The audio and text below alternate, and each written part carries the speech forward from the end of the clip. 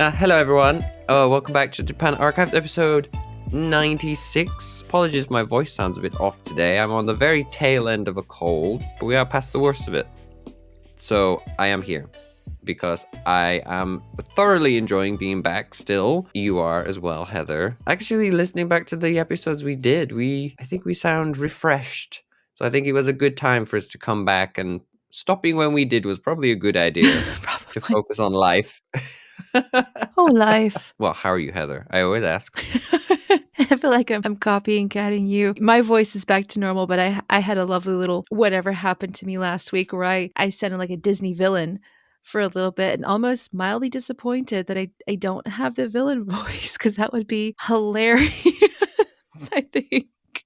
So today, episode 96, I am jumping back onto the wagon of the emperors. The last time we did Emperor Sujin and the plague from his reign. Today we're going to do the next emperor, his son, which was Emperor Suinin. So, Emperor Suinin, there's quite a bit to his reign. His reign itself does have slightly different versions of you as usual. Like we talked about before, the Nihongi and the Kojiki can have varying different alternate versions. However, the emperor reigned from 29 BC to 70 AD, so we're finally crossing the 0 year. Oh, nice. Like I said, his father was the previous Emperor Sujin, who had to deal with the plague, and his mother was a woman called Mima Kihime. The emperor himself did have quite an extensive family. Now, I won't go into all of the names because there's quite a lot, but he did have in total 8 wives and concubines and 16 children during his lifetime.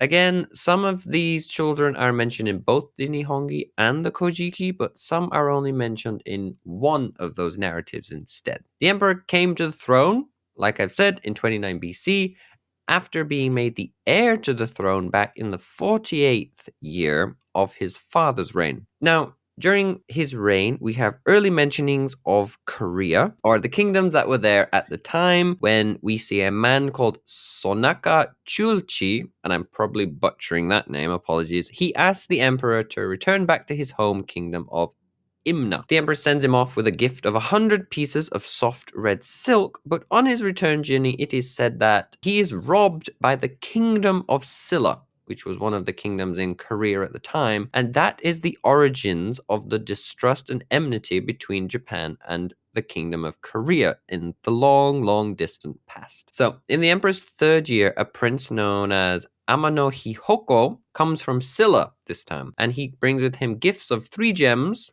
as well as other gifts such as swords and the like, which it doesn't say why he brought them, but perhaps it was a gift to try and appease Japan after the anger that had been created before, and the emperor decided to make these items divine treasures. Almost, but I guess not on par with the sacred regalia, but they were seen as divine treasures, and they were stored away on the island of Tajima. Early in his reign, in the 5th year now, an assassination plot was devised against the emperor by his wife, Sahobime, well, one of his wives, Sahobime, and her brother, Sahobiko. Now, Sahobiko inquired to his sister, saying, "Who do you hold dearest in your heart, me or your husband, the emperor?" She found it very hard to choose. During this decision making, her brother handed her over a stiletto, which, of course, we have to bear in mind this was translated in a more modern context in the late 1800s. So stiletto probably isn't how we're imagining it in the modern context. However, he handed over her a stiletto, and a plot to kill the emperor was devised by the two of them. When the day came for the assassination to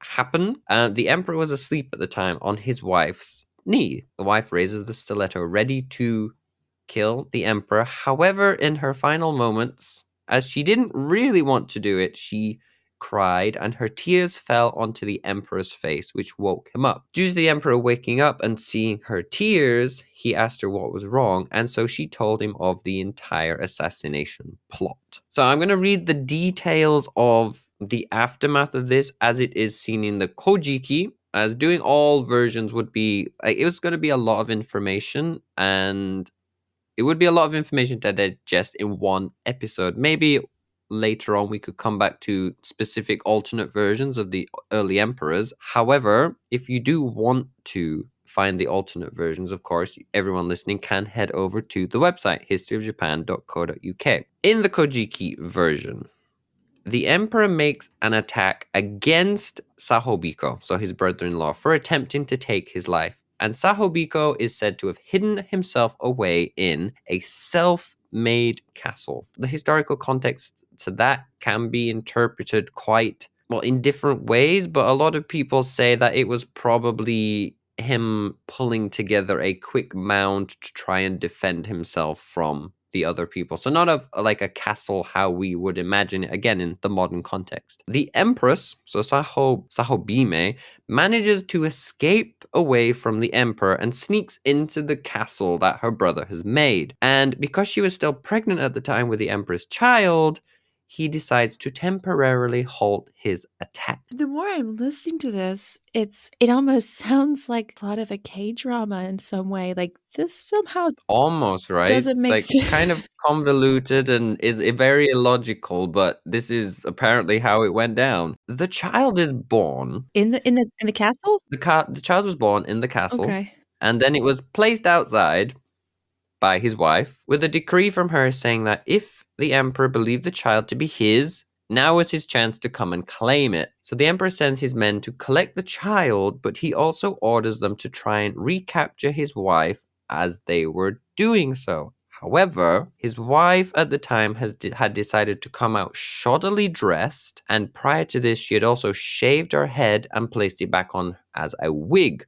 So when the soldiers tried to grab her, her clothes tore and her wig came off, allowing her to flee back into the self-made castle to be with her brother again. She abandoned the baby. The emperor was enraged by this and demanded that his wife name the child. Somehow they are talking at this. Maybe they're just shouting at each other from afar. I'm not really sure. He demands that she names the child, and she chooses the name Homotsuwake, which translates as fire-possessing lord, the name coming from the fires that had been set during the fights against the castle, as it was now on fire from all the attacks. Asking again his wife, they continue their shouting over the castle walls, I guess. He asks her, how should I raise the child? And she tells him to find a foster mother and a bathing woman for him. And then after this, fighting continues and he kills his wife and brother-in-law. The end of the assassination plot. They save the day. To me, almost feels like a Monty Python sketch. It's kind of ridiculous, but again, like I said, these documents are very old, not necessarily logical, and definitely not open to too much analysis and scrutiny because they do fall apart very quickly. Yeah, I feel like there's Oh no, wait, to finish off the Monty we're Python not sketch, done. and sorry, one more sentence. And then almost bizarrely after this, they then say they decide to entertain the new baby prince by making him a canoe. Huh. They just threw that in at the end of the assassination plot there. Huh? That is part of the narrative. Ha. I mean, it's a very interesting idea of debating about how to raise their son. The assassination plot was foiled. They have this discourse still. He still cares for the wife. And he's like, how do you want me to raise your child? What do you want me to name the child? Please choose. But still very bizarre set of events. I almost feel like I want to hear you say it again and like feel like am I missing some pieces, or they're just the pieces just don't quite all fit together, but they're still happening. Now, of course, like I said, that's only the Kojiki version. The Nihongi version is, of course, it's a continuation of the assassination plot and trying to end the brother-in-law that attacked him and the birth of the son, but some things are different. Some things are a little bit the same. I can't remember if it's more logical, perhaps. But again, if like the other version is up on the website, should people and yourself also wish to check it out. Well, I'm trying to figure out, like, I'm going back in your story and like the motivation why the brother wanted to kill the emperor. Was it from just jealousy because he wanted his sister to think of him as the number one, or did he have some other intent for why there was an assassination? Kind of like, oh, then I could become the emperor. But of course, the emperor had many brothers and siblings that would have also taken the throne. So it does seem kind of like almost jealousy. Hmm. I don't want my sister's love for me to be replaced with someone else. I feel like we're going into another show if we kind of look into that one. So she was going to, because she couldn't decide whether or not who she loved better, so they decided to kill the emperor. But then she starts crying. So, She didn't really want to do it. but she didn't do it because then she cried on him because she was so upset because she, I guess, apparently must have loved him so much. But then also went to go be with the brother, and then also the abandonment of her child. It feels like there's some pieces that would explain things a little bit better.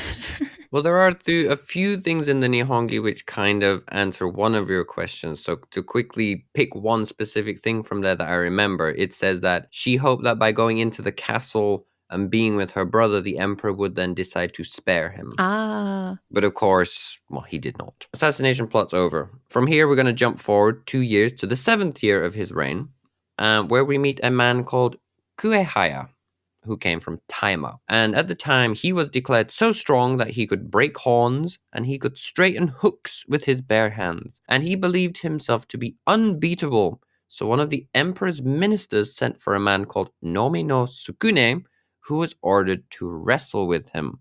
And he is a man we've mentioned before in regards to human sacrifice. Now, the two of them start their fight. They kick each other, and Kuehaya eventually is killed from a kick in the ribs and then the groin. Nomino Sukune was then rewarded with all of the lands of the deceased man and a position at court, I guess proving that he was the strongest of the two. And this specific fight is seen historically, though it's not of modern rules, to be the origins of sumo wrestling. Ah. That small event happened. We return to the sun born from the flimes.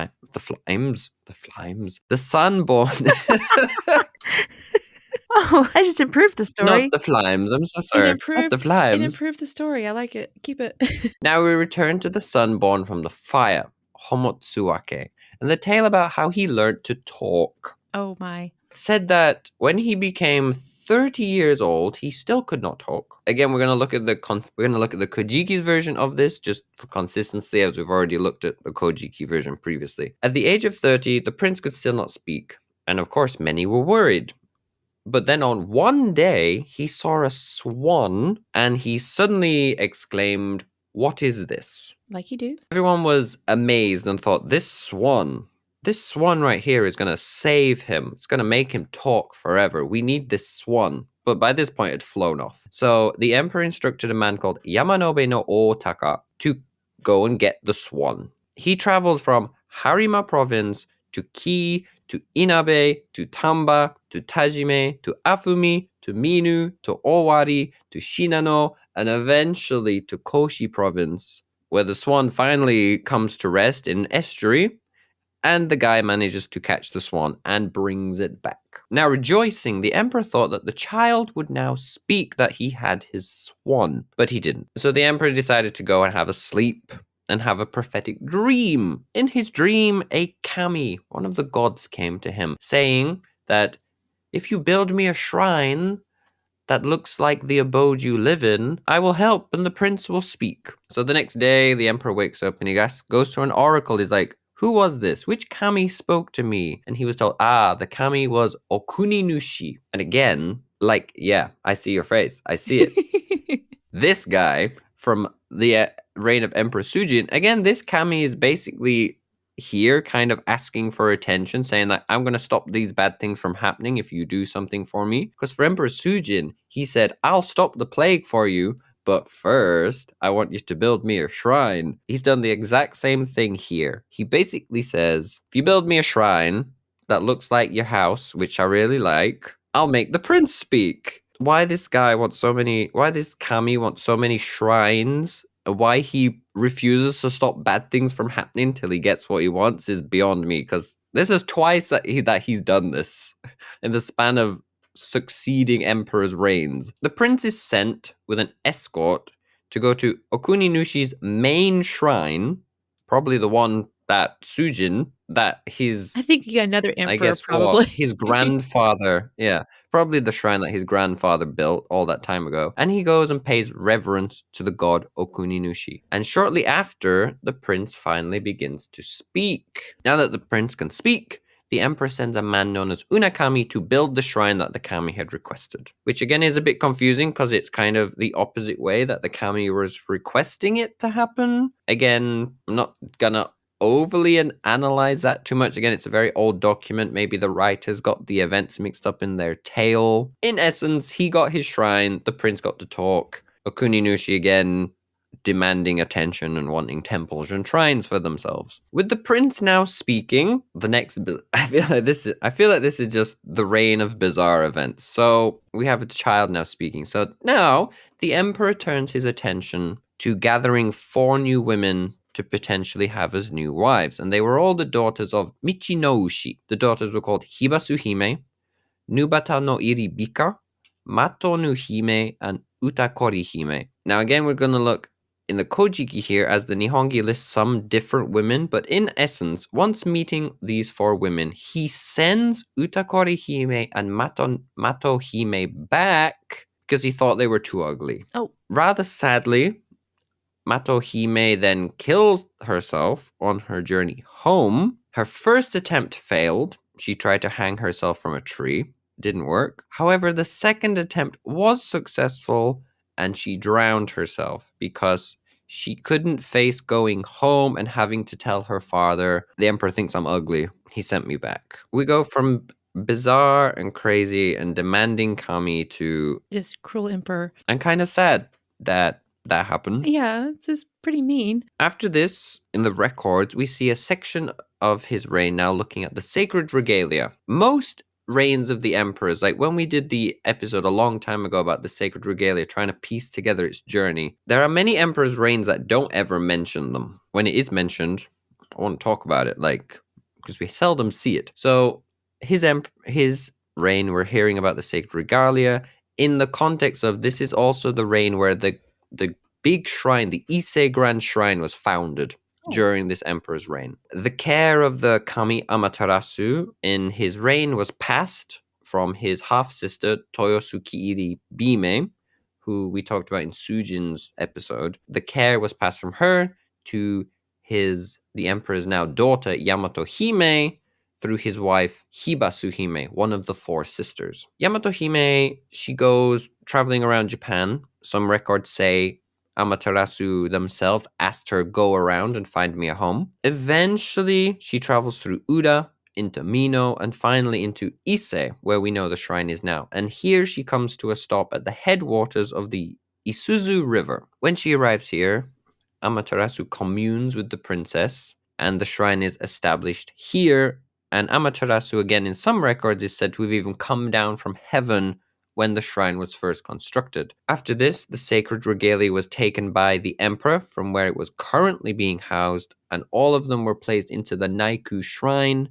in the Ise shrine at this point. Now, of course, in the modern day, they are in different areas, but during this reign, all of them were placed into the Ise Grand Shrine. Jumping now to the 28th year of his reign, it said that his brother Yamato Hiko passes away. And this is linking back to the human sacrifice we talked about before. His brother passed away, and all of his attendants were buried alongside of him, alive and standing upright, as the human sacrifice practice had not been stopped yet. It said that the emperor overheard the weeping of the attendants as they died over several days. Later on in years, when his wife, Hibasu Hime, died, plans were being made for her burial, and the emperor asked, like, what should we do? How do we bury her? And many of the ministers said, well, the tradition is human sacrifice, like for your brother. We should continue the practice. However, this is when, going back to Nome no Sukune, who we talked about before, he comes forward with the alternate new version to replace human sacrifice, and that was the Haniwa. So he comes with 300 potters and crafts images of people in clay, and the emperor, liking what he saw, he dubbed them Haniwa.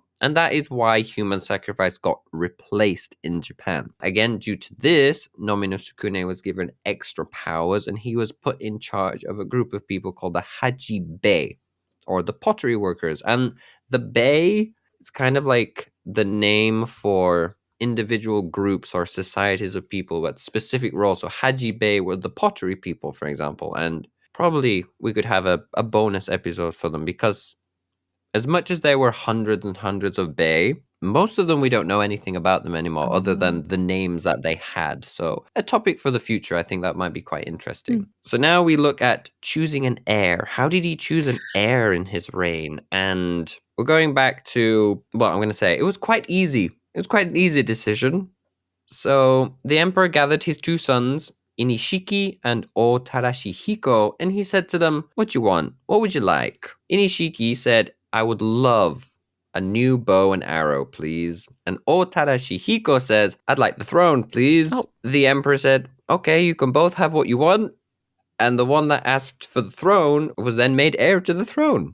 It was as easy as that. He asked, he said he wanted it, That sounds good. he got it. Yeah. Well, as compared to like most everything we've talked about in the whole episode, from the assassination attempt, the poor woman stopping a whole huge ritual that had been in place, a cruel ritual that had been in place, and stopping that to, oh yeah, you can have it. That's very almost not expected, but you know what? Actually sort of makes sense in a weird way. It's kind of in theme with the rain so far, right? But it's also very different to how things have worked before. It was always the first son or an event happened, so the emperor's like, you are going to be the next person because this happened. Whereas he was just like, who wants it? You? Okay, it's yours. Enjoy. Definitely an unexpected way to get the throne. He just said, I'd like it. Turning now in the narrative, it turns back to the divine treasures that were brought from Silla very early on in the emperor's reign. He requests, it's like, I would like to see them again, please. And so a man by the name of Kiyohiko, who was the great grandson of the man who brought the treasures in the first place, brings them to the emperor. However, he did attempt to hide one of the swords in his robes. He didn't want the emperor to see it or have it. However, he gets caught out after he accidentally shows it inside of his clothes after getting a little bit drunk from drinking some sake. Because of this, the emperor decides to take it as well as all the divine treasures, saying you can't look after them anymore, and he places them into the sacred treasury that he has control over. But when they are inspected again later, the sword has disappeared. Of course, Kiyohiko is then asked, where is the sword?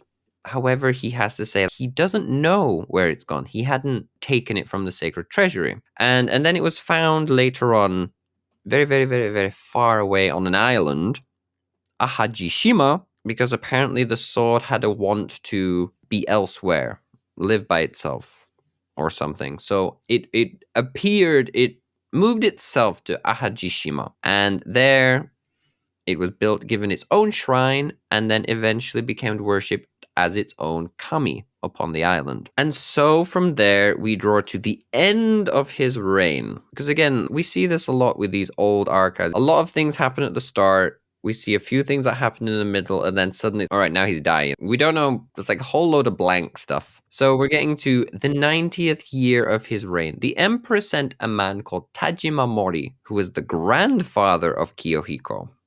So again, a whole family line at this point. He was sent to the island of Tokoyo, which we've mentioned before as the island of the immortals. Ah, yeah. And he was sent there to collect some fruit. The fruit itself was called the Tachibana fruit because the emperor wanted one. Emperor, however, passed away before Tajima Mori could return, passing away in his 99th year. So the Nihongi says that he passed away on the 99th year, autumn, 7th month, 14th day, at the age of 140. The Kojiki, however, gives him a death age of 153, so 13 years older than the Nihongi. Tajima returned the following year, 1 year after the emperor's death, with the fruit. He'd actually managed to get to the island of immortals, get the fruit, and bring it back for the emperor. However, he gets back to find that his friend, the emperor, has passed away. And so at his grave, he laments, saying the following song: 10,000 ri I crossed the waves. Distantly I passed over the weak water. This eternal land is no other than the mysterious realm of gods and Genji, to which ordinary mortals cannot attain. Therefore, in going thither and returning, 10 years have naturally passed. Beyond my expectation, I braved alone the towering billows, turning my way again towards my own land. Thus, thrusting in the spirits of the emperors, I hardly accomplished my return. But now the emperor is dead. I am unable to report my mission. Though I should remain alive, what more would it avail me? And so, following this song, he placed branches upon the grave of Empress Hibasuhime. He placed the Tachibana fruit upon the grave of the emperor and passed away weeping, facing the emperor's tomb. And thus ends the records, or most of the records I have, for Emperor Suinin. Well, that was a very interesting reign. I would say so. Really interested to hear the next emperor in line after this story. So I'm looking forward to the next update or the next installment in this drama, because it really did. It felt like a drama that had some plot holes that didn't quite make sense, but yet the story moved forward and ended up with immortal fruit. Well, all I will tell you about the following reign is there's a lot of rebellion. There's rebellions to talk about in his reign. Yeah, there wasn't. And also the life of one of the more famous members of Japanese royalty, which was Yamato Takeru, the Brave, who is famous in Chiba. He has the statue in Kisarazu at the top of the hill because he crossed the bay. I have seen that one. A lot of fighting in this reign. We had one assassination We did attempt. not. I mean, we had one assassination, but the battles itself weren't really discussed in depth. It was they tried to attack, they couldn't attack because his wife entered.